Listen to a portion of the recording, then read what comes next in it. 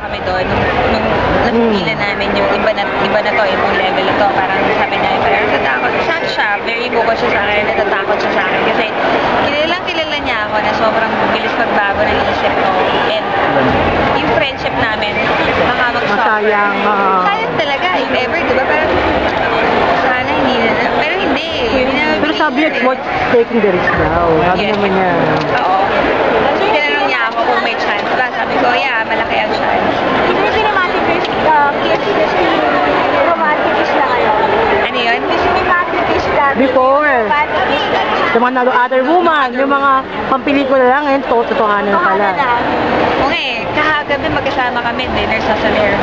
Holding hands kami. Bigla kami, sabay kami nagkatinginan. Tapos, sabi niya, awkward, we're friends, and then now we're holding hands. Tapos sabi ko, yeah, awkward. Parang, oo ano eh. Pero nakakatawa, kinikilig kami pareho.